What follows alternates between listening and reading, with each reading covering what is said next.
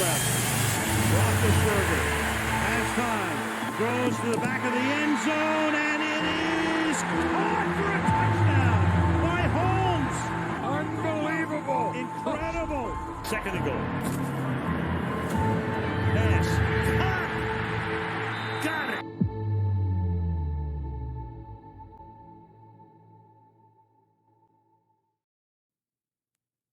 The 1981 New York Jets. You might be thinking, what's so special about them? Why should I care? It's the Jets after all. They haven't done anything since Super Bowl III.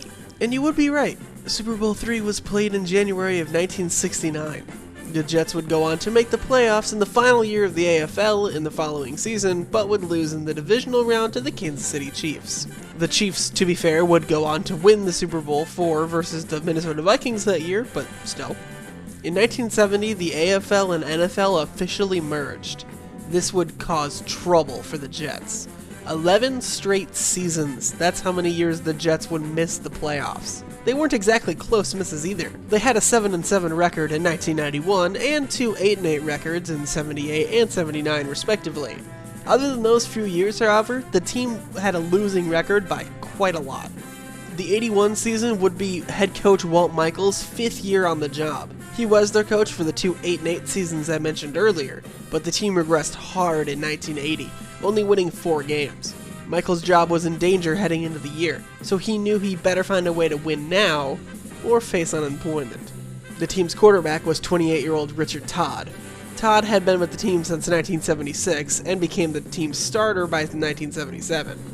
In the 4 years prior to 1981, he had 8,701 passing yards, 50 touchdowns, but a whopping 79 interceptions. In fact, he led the NFL in interceptions in 1980 with 30. For the record, that's an average of 18 touchdowns to 28 picks per year. Despite the appalling nature of his statistics by today's standards, back then throwing 20 to 30 picks a season was considered more normal. So headed into 1981, the Jets still had Todd as their quarterback. Week 1 of their season was played against the Buffalo Bills. And just by looking at the score, you can see how well that went. Todd threw 2 picks while also being the team's leading rusher despite only having 32 yards on the ground. Meanwhile, Joe Ferguson, the Bills quarterback, threw for 254 yards with 2 touchdowns. They also couldn't cover Bills wideout Jerry Butler for anything. Butler racked up 123 yards and a touchdown in their win. Their home opener in Week 2 versus the Bengals was kinder to the club, though they still lost. Todd had 251 yards and 3 touchdowns. The running game was also very much improved. Freddie McNeil carried the ball 13 times for 78 yards. The Jets also put a heavy amount of pressure on quarterback Ken Anderson, sacking him 4 times in the contest. Unfortunately for the Jets, their own O-line wasn't any better, as Todd was sacked an equal amount of times. Jets receiver Jerome Barkham caught a touchdown with just a minute and 5 seconds left on the clock. The Bengals would go on to recover the onside kick and would win the game 31-30. In Week 3, the Jets would travel to Pittsburgh, and despite Terry Bradshaw throwing 2 interceptions, the Steelers' impressive ground game, along with John Stallworth's 134 receiving yards, was enough for Pittsburgh to massacre the poor Jets 38-10. And oh, by the way, the Jets' only passing touchdown in this game wasn't even thrown by Todd, rather by backup Pat Ryan, who was playing in mop-up duty. The fans and the media had completely turned on Walt Michaels at this point. The season that was supposed to be the big turnaround had not even come close to living up to expectations. They were calling for Michaels to be canned. Jets owner at the time, Leon Hess, even had to publicly address the coach's status, stating that he was still the team's coach until further notice. The moment the fans were waiting for finally came in Week 4. They won a game. Not only did they win, it was the first time they had not given up the lead the whole year. They scored first and never looked back. A big contributor to the win was the Jets' defense. They got to Oilers starter Ken Stabler, the Oiler, a total of 7 times. They also intercepted him twice. Once pulled from the game, the Jets focused their attention on the backup quarterback, John Reeves, sacking him once and intercepting yet another pass. Even Richard Todd had quite a remarkable game, tossing 312 yards and 3 touchdowns. Jets receiver Wesley Walker was the favorite target of the day, catching 8 passes for 128 yards and 2 scores. Week 5 was poised to be the Jets' hardest test yet. Not only were they playing the division rival Dolphins in Miami, they were being tasked with being the first team to beat them that year. Headed into the game, the Jets were 4-0, beating those same Steelers that had given the Jets trouble just 2 weeks ago. Were the Jets up to the task? No. But they didn't fail either. They tied.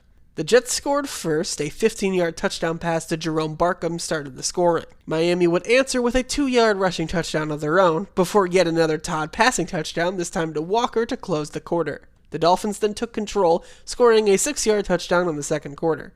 The Jets offense just kind of fell asleep after their touchdown to Walker back in the first quarter, as Miami double-dipped on the scoreboard in the third quarter with a 1-yard rushing touchdown. Finally, in the fourth, the Jets woke back up, and Todd found Walker for a 14-yard touchdown strike to tie the game 21 apiece. Don Strock was having himself a day, however, and found Nat Moore open for a 23-yard touchdown. As the game was winding down, the Jets found themselves in a situation that they weren't accustomed to.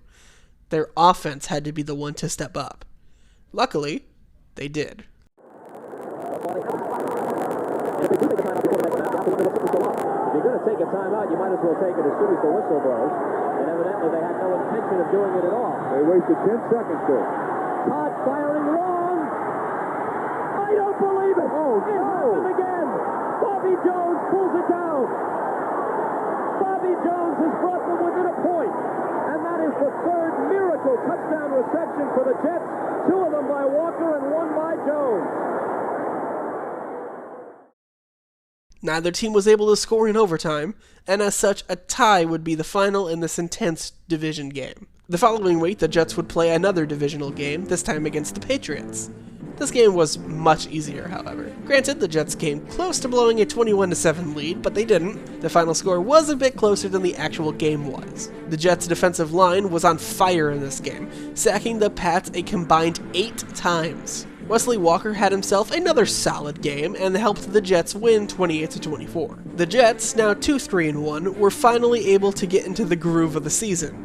And just on cue, the football gods had to test this team's resolve. Week 7 was against the Bills, who, if you remember, slaughtered them on opening weekend, shutting them out. The Jets would start the game with 2 field goals, but failing to score in the second quarter had the team trailing 7-6 at half.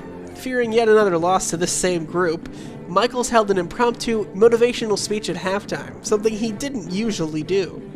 This lit a fire in his group, and in the second half, they exploded. Coming off their 33-14 victory, the Jets would backslide slightly in Week 8 versus the Seahawks. Their high-flying offense of the previous week was gone. Richard Todd struggled versus the Hawks defense, completing just 48% of his passes for a pedestrian 121 yards, while also completing 2 passes to the other team. While Jim Zorn didn't exactly have great numbers on the other side, their inability to stop running back Theodis Brown, as well as their really lax coverage on Steve Largent, led to a 19-3 loss. There is good news for Jets fans, however. This would be the team's last loss until Week 14, ironically against the Seahawks again. The Jets would win 5 in a row, and most of them in convincing fashion. They took care of the Giants 26-7. They crushed the Colts 41-14. Swept the series versus the Pats. Narrowly beat the Dolphins in their rematch 16-15. And beat the Colts again, this time shutting them out completely. This win streak improved their record from 3-4-1 to 8-4-1. As mentioned, Week 14 was another loss to Seattle, which is odd considering that team wasn't even particularly good that year. Richard Todd would even have 51 passing attempts in the game. But it was no use. The team again couldn't cover Steve Largent, giving up 169 yards and a touchdown to just one man. The Jets did have a lead in the fourth quarter, but Dave Craig found Steve Largent wide open for a massive 57-yard touchdown bomb that would ultimately win the contest. Week 15 was a squeaker versus the Cleveland Browns. Richard Todd again struggled, throwing for just 159 yards and 2 picks. Luckily, running back Scott Dierking had a pretty solid game, and the Jets' D was able to force Cleveland to settle for 2 field goals instead of taking touchdowns, which was enough to hold out for a 14-13 victory. The last game of their season was versus the mediocre Green Bay Packers. For Jets standards, it was a relatively easy win. Packers quarterback Len Dickey absolutely stunk up the joint, completing, get this, 36% of his passes for less than 100 yards and getting sacked an insane 9 times. The Packers had no sense of offense at all in this entire game. They were only able to muster a lone 31-yard field goal in the second quarter. the Jets would cruise to a 28-3 victory. Wait a minute. With that win, the Jets finished their season 10-5-1.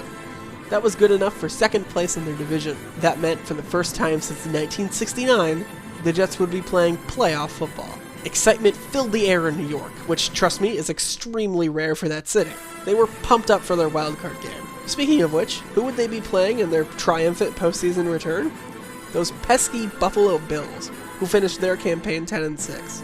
The game was scheduled for December 27th, just 2 days after Christmas. Kids all over New York asked Santa for one simple thing that year, for the Jets to finally win something important once again.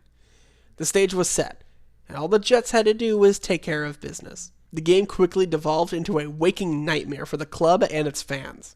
Not only did Buffalo score first, they would rack up 24 points before the Jets' offense managed to do anything. This included a 50-yard touchdown bomb from Ferguson to wide receiver Frank Lewis in the first quarter. The Jets were finally able to score in the second thanks to a 31-yard touchdown pass from Todd to Mickey Scholler, who was their tight end. Going into half, the Bills were up 24-10. The Jets knew they had to tighten up on D, which had been their strength for most of the season. Thankfully, they did. The Bills only managed to score once more in the game, and that was in the fourth quarter. The only team to score in the third was the Jets, kicking a 19-yard field goal. However, they might have been better served going forward in this situation instead of settling for the 3. Why? The final score. If they would have gotten a touchdown on that fourth down, they would have won. The final score was 31-27, meaning the field goal really didn't do them any good. You know what else didn't help? Richard Todd.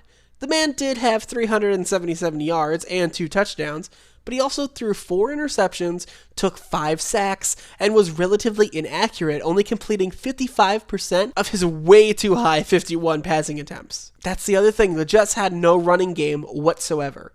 Their lead back had just 32 yards all game. Hell, their backup had a better per-carry average, and that wasn't great. He was also the only one to score a rushing touchdown. Sure, their tight end had a big game, but their 2 starting wide receivers did relatively little in the loss. So that's that. The best team New York had had in a long time was done. They were booted out of the playoffs unceremoniously by the same team who crushed them all the way back in Week 1. They failed to earn just a single playoff win. As for stats, Richard Todd would finish the year with 3,231 yards, 25 touchdowns, and 13 interceptions. He also was sacked 30 times. As for running the ball, Freeman McNeil led them with 623 rushing yards and 2 touchdowns. He also did average 4.5 yards a carry. Wesley Walker led them in receiving with 47 receptions for 770 yards and 9 touchdowns. Jerome Barkham also had 495 yards with 7 touchdowns. Defense, though, is where this team really shined. Defensive end Joe Galecko had 20.5 sacks and 2 fumble recoveries. The Jets, funnily enough, had another defensive end go for 20 sacks and, again, 2 fumble recoveries. This one, their left defensive end, Mark Gaddistillo. I don't know how to say that name. That's my best guess. The team in total had 66 sacks. That's just amazing. Free safety Darrell Ray also picked off the ball 7 times and had 2 defensive touchdowns. So even their secondary contributed a little bit. As for the future of this team, well, Walt Michaels would only stick around for 1 more year. Todd would continue his up-and-down play for another 2 seasons before moving on to frustrate another fan base, this time farther down south. As for the legacy of this team, let's just say the 1982 team had just as many highs, but a much greater letdown than this season. But that's a story for another day. Thank you all for watching and listening to the story of the 1981 New York Jets.